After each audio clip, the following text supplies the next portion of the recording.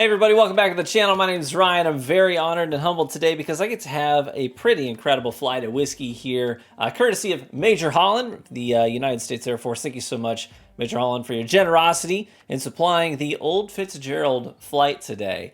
He's a member of the Soda Boys, which is a South Carolina whiskey club that I am also a proud member of. Got our own little Soda Boys Glen here. I've actually featured some Soda Boys barrel picks here on the channel before, so great guys doing great stuff. Matt, or BriarX, who's also in our community, is one of the admins as well. So thank you so much, Major Holland. I appreciate this.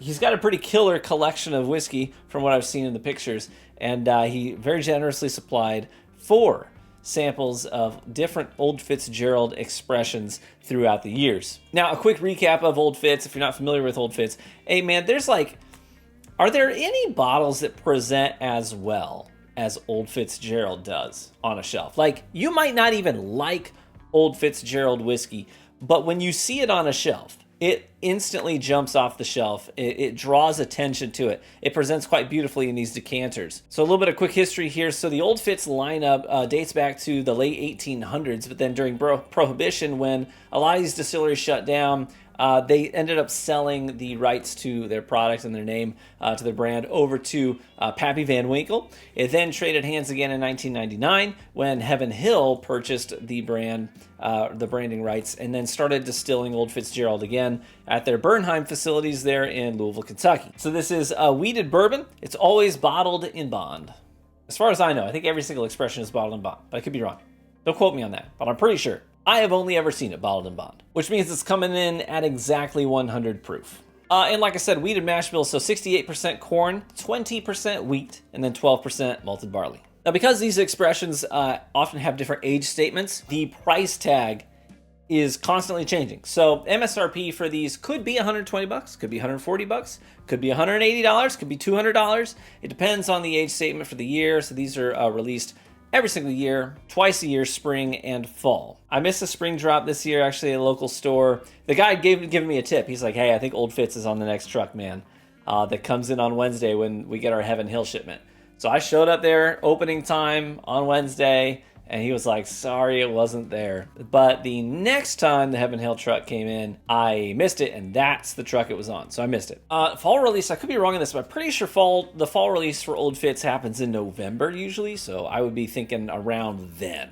But that's enough talking. I would really like to drink some Old Fitz. First up is the 13. We got a 13-year, 14-year, 15-year, and a 16-year. Yeah.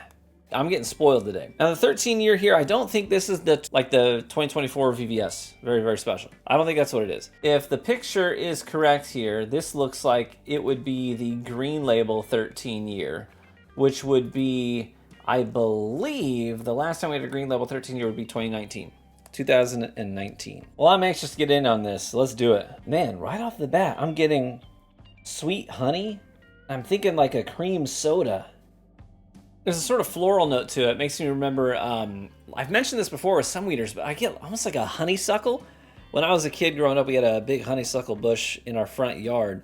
And as a kid playing around, as I was passing that bush, I'd always just rip one off. And I don't know if you ever like licked a honeysuckle before, but you have like the stem that goes through the flower, and then you like grab the green bulbous part on the back and you pull it through the petals of the flower backwards, and then it comes out the other end, and the tip of that stem then pulls all the like nectar out of it. It's very sweet like honey and floral. That's what this reminds me of on the nose. Well, let's try it. Cheers. Yeah, lots of confectionery sweetness here, like powdered sugar, even almost sort of like a funfetti cake batter note. My sister-in-law always used to make funfetti cookies out of funfetti cake batter, and they were delicious. This reminds me of those. That floral component definitely stays there. And a little bit of this, it's not too much, but it's only 100 proof. A little bit of this tannic drying effect on the sides of the tongue as well. A little good tannic oak in there, which helps to offset that sweetness a little bit. That's yummy. Excellent. That's the 13-year. Let's move on to the next. I'm a dummy. I did all that guesswork, placing the green label 13-year as 2019. It literally says it on the label if I just zoom in and use my freaking eyeballs. This is the 14-year. And this is the fall 2020 release. It's got that nice like black label, almost like a charcoal color on the label. This one has a notably, you know, more caramely, butterscotchy note on the nose that I was not picking up on the 13 year. And I want to say even sort of like a cherry cola note as well. Or like Mr. Pibb or Dr. Pepper, that kind of a cola. Love that. Let's try it. Cheers.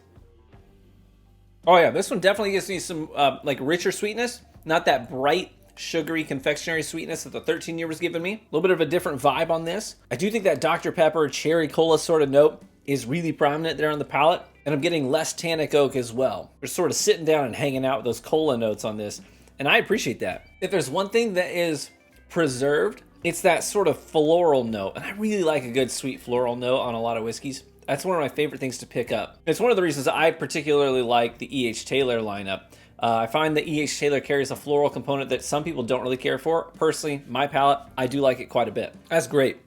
Thank you again. All right, now we're moving on to the 15 year. This would be fall of 2019. So we did spring 2019, and now this is fall 2019.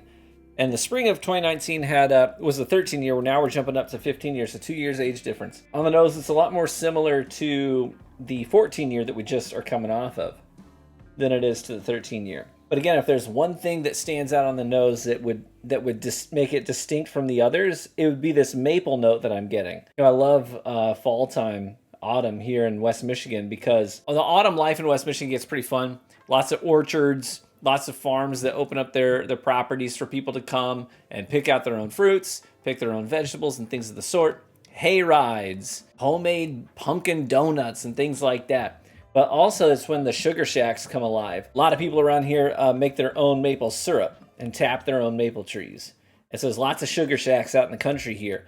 And, you know, anytime you go visit one, there's this smell that's heavy in the air, this thick, like maple and sorghum, sort of a molassesy note. And I'm getting that on the nose of this, which I'm not really used to getting on wheated bourbons. Well, let's try it. Cheers. Yeah, that sorghum molasses note definitely persists onto the palate, but it's not really deep and dark and rich. I think that's a combination of it being wheated and also at 100 proof. I think if they'd release this at a higher proof, that sorghum would really weigh it down. Not in a bad way, but give it some heavy bass notes. But I think that just sort of like the decanter, the old Fitzgerald line is supposed to feel and taste, you know, sort of refined. It's not brash, it's not bold, it's not in your face, but it's also not like timid and reserved. It knows what it is and what it's supposed to be, and it's supposed to give you this sort of refined kind of a tasting experience. And this gives me that.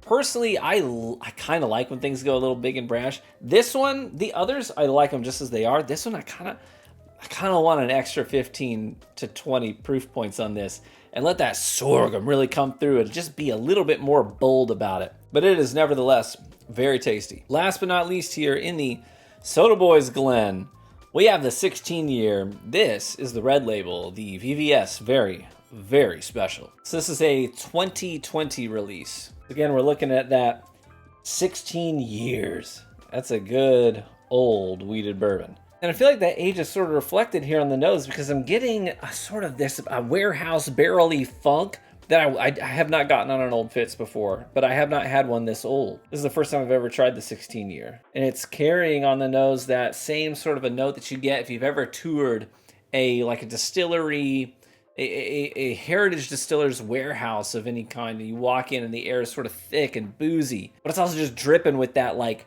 I don't want to say moldy because that's bad, but that funky oak that's just been sitting there damp for years.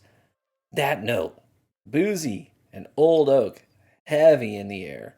And this is giving me some of that boozy air note on the nose. Some great mature oak notes here. Reminds me a lot of like streusel, the brown sugar and cinnamon crumbly stuff you put on top of a lot of desserts like apple dumplings and things of the sort. Because it has that sort of baking spice note, but it's also got that sweet brown sugar. And I do want to say pie filling as well, which is great. Something like the apple pie filling, you know what I mean?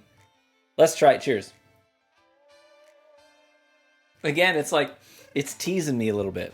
You know, it's refined. It's not big, it's not bold, it's not brash. But it's giving me a hint of like these fall spices and that apple pie filling for sure on the palate, which I love. But then it's just taking me quickly into that more traditional Old Fitz finish which is giving me sweet oak, a little bit of brown sugar, and some of that apple does persist. Not like a tart apple or you know, like a green apple or a granny smith or something like that. It's more like a Jonathan or a Gala, you know, a sweet red apple. But there's also a bit of like a white peppercorn spice that sort of settles into the finish as well on follow-up sips here. It's got a bit of complexity to it. Excellent. Thank you so much, Major Holland, for sharing these with me. I'm gonna pick a favorite. Can I do that? So revisiting these again, I am gonna pick a favorite. I think my favorite here is that 15 year. That sorghum molasses, the sugar shack notes I'm getting, I like that quite a bit. These were all quite good. Thank you so much, Major Holland, for sharing these with me. It's very generous of you. I know it's a very special bottle to pour out for a stranger that you've never met before, so I don't take that lightly. Thank you so much. And if any of these tasting notes sort of spoke to you personally, then maybe you want to keep an eye out for Old Fitz drops in the near future. We got one coming up in the fall, so like I said, I think we're looking at a November drop is usually when the fall bottle drops, and then we're back into spring after that. So keep your eyes peeled. I do like Heaven Hill quite a bit. There's a lot of Heaven Hill products I do get down with. We recently just hit the Grain to Glass series on the YouTube channel and covered those. We got Elijah Craig, Larceny, Henry McKenna. I got the 18-year Elijah Craig as well. I do like Heaven Hill quite a bit. I do get down with their products. Not all of them all the time. You know, I still am not a believer in Larceny.